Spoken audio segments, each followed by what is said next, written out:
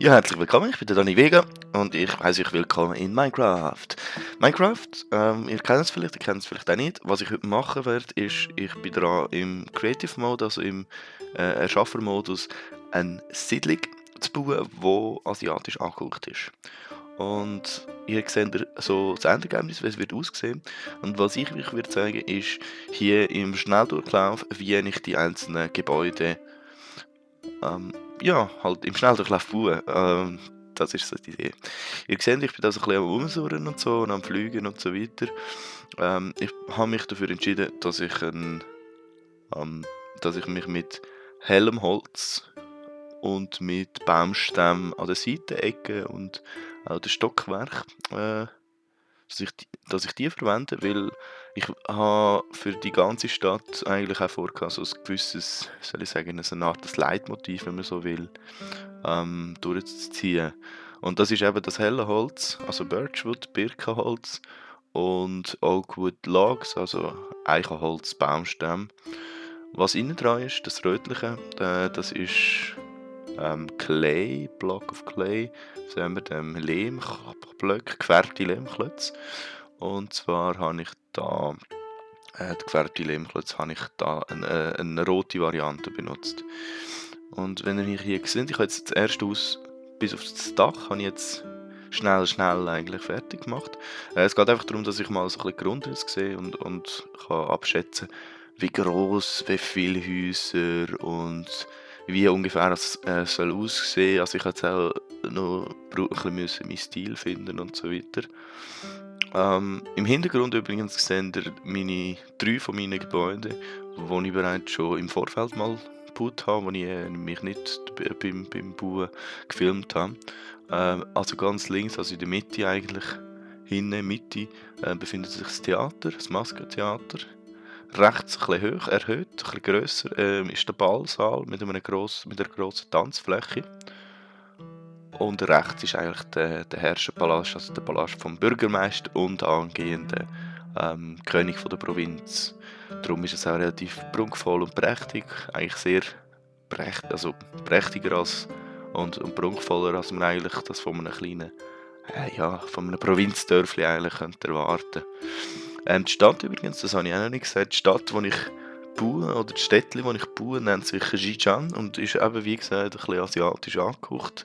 Das ganze Land, wo sich Xizang befindet, das Land, ist Asaka.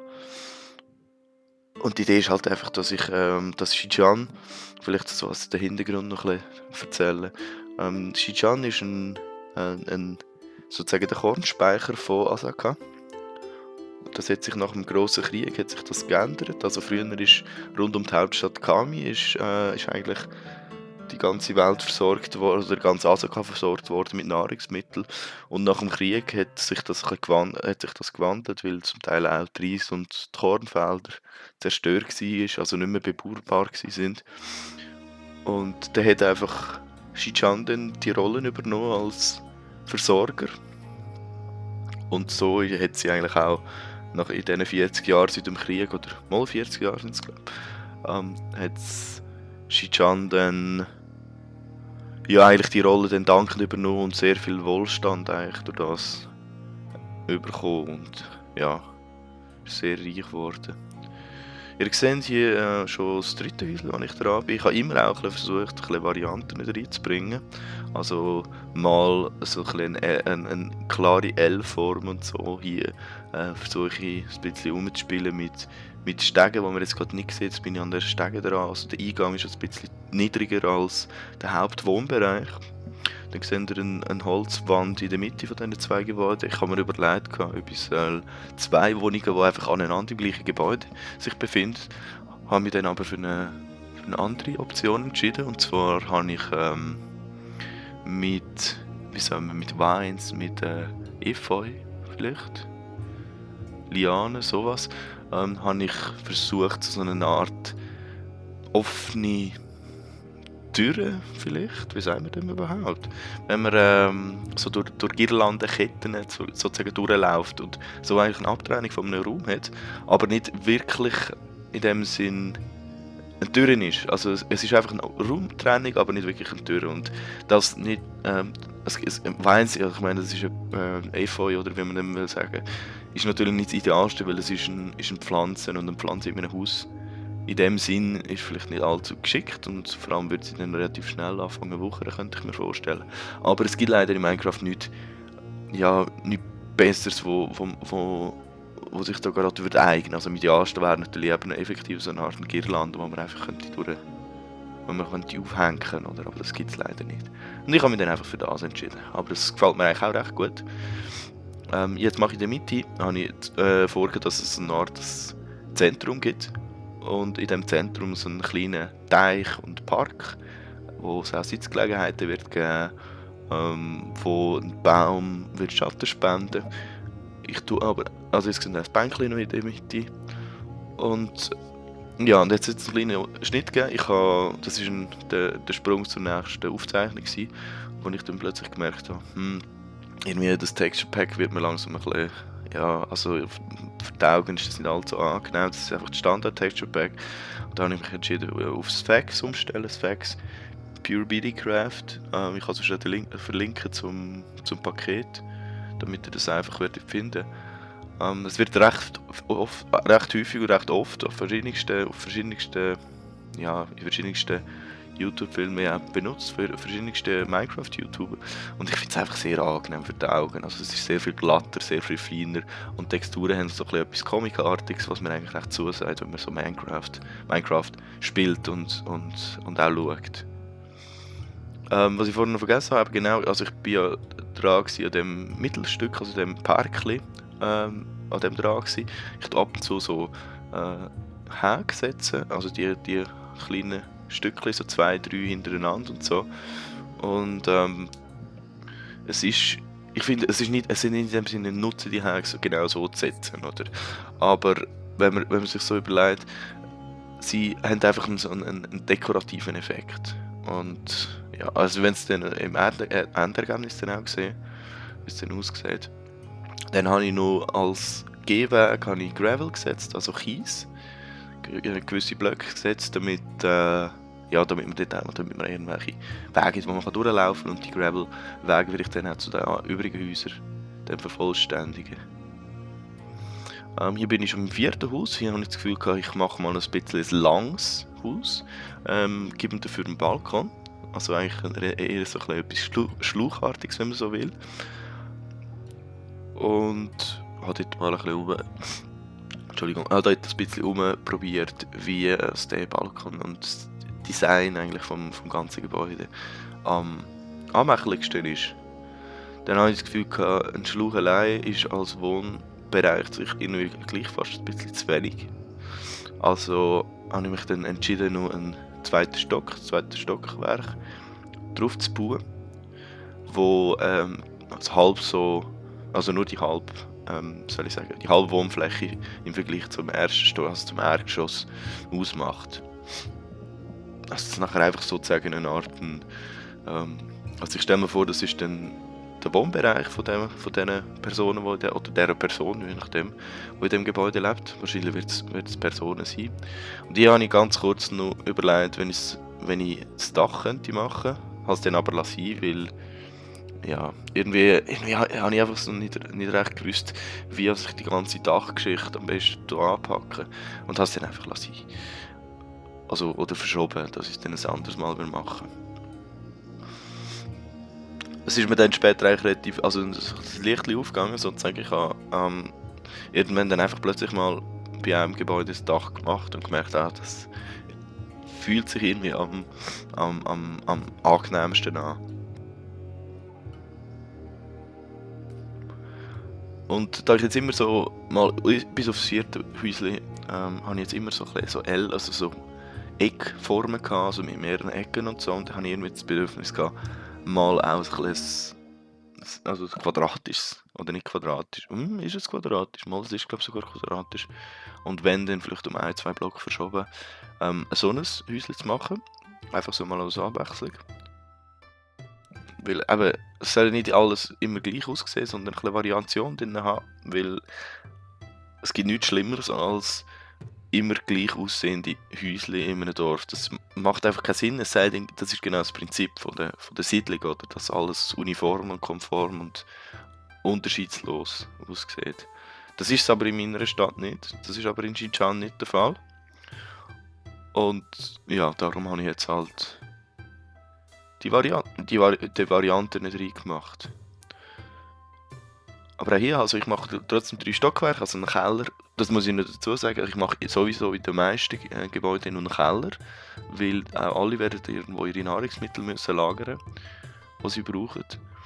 Und auch hier in diesem Gebäude habe ich einen Keller plus 2 Stockwerke. Hier jetzt das zweite Stockwerk, wo ich gerade dran bin. Weil es soll immer, ich meine, es ist so Minecraft und es ist nicht in dem Sinn, ja, wie soll ich sagen, es ist nicht in dem Sinn real, oder es ist ja nur ein Spiel in dem Sinn, aber es fühlt sich dann trotzdem irgendwie authentischer an, wenn man sich vorstellen kann, wenn man als Spieler in die Gebäude reinläuft und das Gefühl hat, ja, da könnte wirklich jemand leben, weil es hat eine Küche, es hat einen Keller, es hat ein Schlafzimmer, es hat vielleicht irgendwo, das muss man dann auch noch überlegen, jetzt, wo ich mir gerade die Gedanken mache, ob es irgendwo ein allgemeines WC gibt oder so. Oder mir überlegen, wie das so zu einer mittelalterlichen Zeit überhaupt funktioniert hat. Das muss ich auch noch dazu sagen, also das Ganze spielt natürlich in einer alternativen Welt, so eine Art Fantasy-Welt. Und entsprechend wird es auch gewisse grundsätzliche grundsätzliche Überlegungen vonnöten sein, wie ich eben zum Beispiel so Sachen wie WC, mit Kanalisation und so weiter handhaben. Genau. Und noch ein paar kleine Feinkorrekturen. Okay, also ich habe jetzt gedacht, bevor ich weitere Schnelldurchläufe präsentiere, mache ich mal einen kleinen Rundgang von dem, was ich bereits schon habe. Ich habe jetzt gedacht, ich gehe mal jetzt einfach die einzelnen Gebäude rein und ja, und schaue da ein bisschen um und zeige und so weiter. Wie es auch von innen aussieht, weil bei den Schnelldurchlaufen sehen wir eigentlich wirklich vor allem die Aussenansicht und Obenansicht. Aber zum Beispiel gerade so, was so Kellersachen angeht, zum Beispiel jetzt, also habe ich jetzt mal gedacht, ich gehe da mal ins Gebäude rein, ein bisschen aufräumen da, also Dreckblöcke ein bisschen auf die Seite, ein bisschen Kosmetik machen, zum Beispiel indem ich halt einfach die Wände ersetze von Dirt zu Holz, also was ich da mit dem World Edit Command gemacht habe, mit dem Command Set zum Beispiel. Ich hätte schon schnell meine Maus gesponnen, da habe ich irgendwie ein bisschen durchschütteln, komischerweise, und dann hat es noch wieder funktioniert. Ja, und ja genau, und dann die Idee ist eigentlich von den Keller, dass ich sie mit Gravel, also mit Kies also vollklaster, also der Boden aus Kies besteht, beziehungsweise aus Stein, das bin ich mir noch nicht sicher. Ich glaube, ich mache es wahrscheinlich mit Gravel, aber das wird sich dann zeigen. Ja, auf jeden Fall brauche ich zum Beispiel ein Stegeli so, weil hier, ich habe jetzt nicht jeden einzelnen Block, den ich zeigen im Video, darum habe ich jetzt ein bisschen schneller gemacht, einen Schnitt reingesetzt. Oder das war mal das eine Haus. Jetzt das nächste neben einem Balkon, wo wir eben den zweiten Stock noch haben. Hier haben wir das Wohnzimmer und da ist eben auf der rechten Seite, wollte ich sagen, ist der Balkon mit der Girlande. Aber den schauen wir wahrscheinlich nachher nochmal an. Hier nochmal Feinkosmetik im Keller. Dreck auf die Seite. Eben das, was der Gravel angeht, aber das mache ich dann später mal. Vielleicht auch off-camera. Das ist nicht unbedingt nötig, das dann auch noch zu zeigen. Und ihr seht hier, ich bin ein bisschen pingelig, also selbst die Holzblöcke, die man gar nicht sehen würde, tue ich dann meistens dann trotzdem ersetzen, also einfach damit es richtig ist. So ein bisschen, ja, ich bin ein bisschen perfektionistisch manchmal, was so Zeug angeht. Aber ja, was soll's. Ja, was gibt es noch zu sagen zum Keller? Also mich stört es zum Beispiel nicht, dass dort eine kleine Kurve drin hat. Da sehen wir jetzt den Balkon zum Beispiel. Genau, also mich stört es nicht, dass in dem Keller unten dass der nicht rechtwinklig ist oder rechteckig ist. Das ist eigentlich egal, das muss es wirklich nicht unbedingt sein. ja, das ist dann Geschmackssache. Aber ich meine, wenn es ein bisschen Kurven nicht drin hat, ist vielleicht gar nicht so schlecht. Und hier sehen wir mal eine Version, die ich ein bisschen austestet habe mit dem Gravel schon bereits. Ein Keller. Hier hat es eine Wand in der Mitte, wo ich mir nicht so ganz sicher bin. Also zwischen diesen zwei Räumen hat eine Wand drin, wo ich mir nicht sicher bin, ob ich die überhaupt brauche oder was meine Überlegung war, wo ich die überhaupt platziert habe. Aber das ist jetzt nicht etwas, was ich jetzt in dem Moment, in dieser Sequenz mich entschieden habe, wieso etwas laden oder nicht. Aber ich glaube später, dass ich das jemanden wegnehme. Und jetzt habe ich gerade gemerkt, dass ich vergessen habe, Tag und Nacht einzurichten. Beziehungsweise gemerkt, dass Nacht ist und dann habe ich es einfach schnell auf Tag umgestellt. Das ist auch sehr einfach, sehr, sehr angenehm, weil wenn man einfach in der Nacht arbeitet, dann sehen wir ein bisschen weniger, die Helligkeit ist ein bisschen geringer und so und ich bevorzuge es eigentlich dann so zu arbeiten. Ja, noch ein bisschen Feinkosmetik. Ich habe da gemerkt, dass die Stege, die ich über den Türeingang gemacht habe, dass die jetzt in dem Fall, in dem Häuschen nicht funktionieren. Also ich habe die Türeingänge immer genau gleich mit diesen überhängenden Stegentritt gemacht. Einfach so als dekoratives Element. Das hat jetzt aber hier nicht geklappt. Und in dem quadratischen Gebäude sehen wir jetzt aber den zweiten Stock noch. Und irgendwie habe ich da so ein bisschen den Eindruck gehabt, es sieht ein bisschen komisch aus, wenn ich da einfach die Rückseite einfach zumache und habe mal den Versuch gewagt, wie es aussieht, wenn ich da noch einen zweiten Eingang mache. Also oben einen Eingang und unten einen Eingang. Entsprechend muss ich jetzt ein bisschen Dreck ansetzen, also damit die Bewohner nicht mehr runtergumpen oder so, dass sie auf gleicher Höhe sind. Hier noch ein bisschen Dreck ansetzen, damit es ein bisschen natürlich aussieht, einigermaßen. Und dann mache ich eigentlich den gewohnten Eingang mit den Seitwärtsstegen, wo, wenn ihr jetzt seht, wenn man sich seitwärts setzt, dann gibt es da so eine spezielle Stege, eine Stegenform, die eigentlich noch ganz cool aussieht. Und hier jetzt zum Beispiel, hier funktioniert das mit der überhängenden Stegentritt, im Gegensatz zum Eingang unten dran. Also habe ich das in dem Sinne auch wieder gemacht. Ja, und dann passt das eigentlich so. Hier mal eine kleine Ansicht von außen, also von weiter weg. Und jetzt habe ich gedacht, bevor ich einfach wahllos ein bisschen Häuschen bauen und so, muss ich mal ein bisschen abstecken, wo genau die Häuser am besten anmögen. Also mir ein bisschen Gedanken machen, wo ich überhaupt noch Häuser will. Damit ich so ein bisschen planen kann, wie gross das wie soll ich sagen, wie gross das mein Arbeitsaufwand wird sein in den nächsten Stunden, die ich dann gebaut habe damals. Das ist ein bisschen das Abwägen, oder? Weil irgendwie, also es ist auch nicht, es soll ja nur so ein soll ich sagen, eine Idee sein. Ich will einfach so eine Idee bekommen, wie gross es wird sein. Also die Grösse wird eh nicht so sein, wie es jetzt ausgeschildert ist mit diesen 2 Eckpunkten. Aber für den Moment lange es eigentlich. Ja, und jetzt ist mir aufgefallen, beim Balkon, dass der Balkon einfach so in der Luft hängt und so, dass das eigentlich nicht so sinnvoll ist oder nicht so viel Sinn macht. Also habe ich gedacht, ja, ich könnte doch noch ein bisschen dekorieren zusätzlich.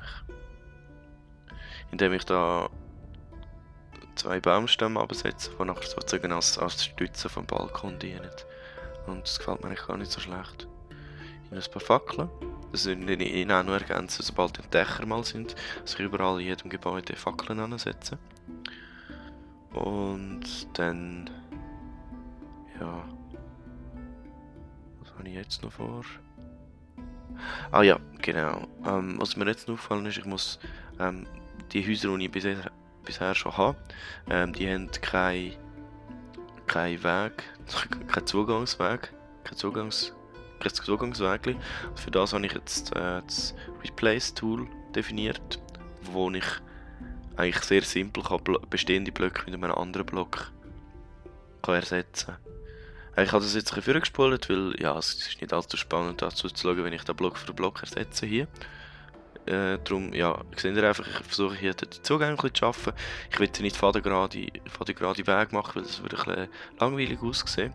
Also jetzt wenn man durch die Stadt durchläuft, sondern eben so ein bisschen schräge Wege, ja, ein bisschen ungleichmäßig, damit es so ein bisschen nach der Ampelpfad aussieht und weniger nach festen fixierten Wegen. Und hier habe ich noch den Weg ein bisschen tiefer setzen, dass es dann besser aussieht, ein bisschen mehr Kosmetik noch. Und dann funktioniert das eigentlich ganz gut.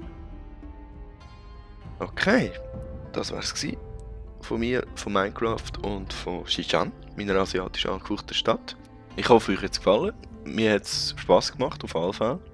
Und ich würde mich freuen, wenn ihr auch das nächste Mal wieder dabei seid. Bis zum nächsten Mal. Tschüss!